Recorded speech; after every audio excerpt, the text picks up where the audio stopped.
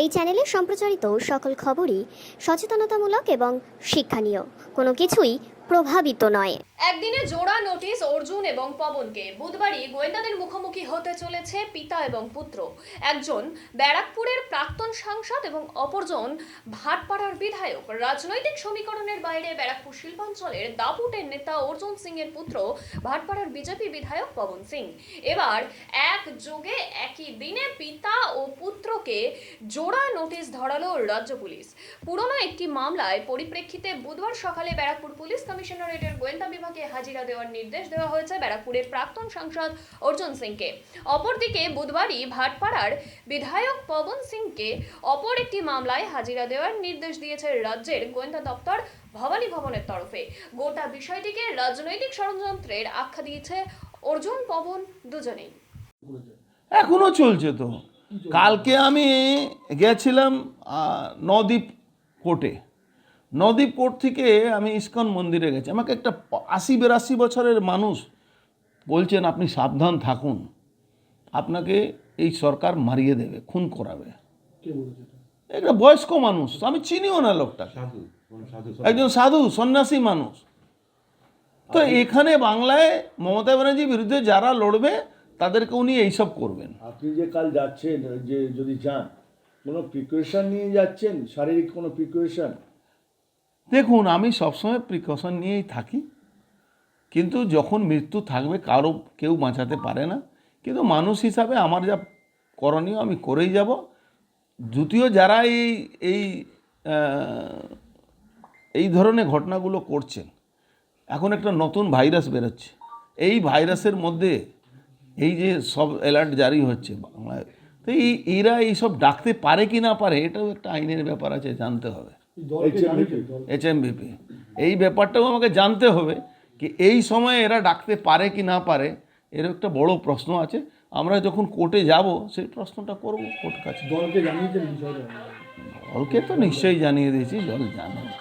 প্রিয়াঙ্কু পাণ্ডের বাড়ির ব্যাপারে আমি তো বলবো, এই পৌরসভাটা এখন মূর্খদের হাতে চলে গেছে। যেদিন এই মামলাটা খুলবে সেদিন দেখবে পৌরসভা কি তার জমি না। কেন জমি না তো, পৌরসভা ওটা জমি না। এটা ভাটপাড়া পৌরসভা ওটা জমিই না। কিছু জমি আছে যেটা প্রিয়াঙ্কু পাণ্ডের নিজের জমি, আর কিছু জমি আছে ওখানে যেটা রেলের আগে রেল লাইন থাকতো, সেটা কোম্পানিদের জায়গা। অ্যাকচুয়ালি রেলেরও জায়গা না ওটা। আপনি জানেন প্রিভিয়াস টাইমে রেলকে জমি কিনে দিতে হতো, তখন রেল লাইন এই জুট মিলি এলাকাতে যেত। সেই রেল যখন উঠে গেলে এই জমিগুলো কিন্তু অ্যাকচুয়ালি কোম্পানিদের জায়গা।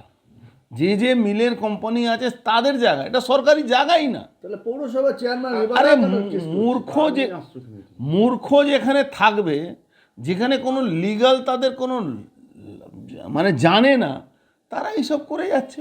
করতে দিন, এটা লেজে গোবর হবে। সরকারি টাকা খরচ করে কেস করছে, আর কেসে যখন হারবে তখন দেখবেন মুখ থুবড়ে পড়বে। এই অবস্থা আছে এই কেসের। এখনও ঠিক করিনি, যাওয়ার ইচ্ছা আছে, যেতেও পারি। কালকে 12টার সময় ডেকেছে এই ব্যারাকপুর ডিডিতে, খুব সম্ভাবনা আছে আমি যেতে পারি। এটা সরাসরি মমতা ব্যানার্জি করাচ্ছেন। আসলে এখানে সোমনাথ শ্যাম প্রিয়াঙ্কু পাণ্ডেকে মার্ডার করার প্ল্যান করেছিল। সোমনাথ শ্যাম পার্থভৌমিক আমাকে খুন করার জন্য এখানে একটা চাংড়া আছে নমিত সিং, তাকে দিয়ে আমার বাড়িতে অ্যাটাক করেছিল। এই সব মামলাগুলো হাইকোর্টে চলছে। হাইকোর্টে চলার জন্যে আমাদের উপরে প্রেশার দেওয়ার জন্যে, যাতে হাইকোর্টে কোনো ডিসিশন না হয়, আমরা কেস থেকে ব্যাক করে যাই, তার জন্যে এইসব হচ্ছে। আমি মনে করি এসব মূর্খরা আছে এরা। আমরা মমতা ব্যানার্জির বিরুদ্ধে লড়াই করার জন্য সারা পশ্চিমবাংলা সনাতনীদের পাশে দাঁড়িয়েছি, সনাতনীদেরকে নিয়ে লড়াই করছি, আগামী দিনেও লড়াই করব।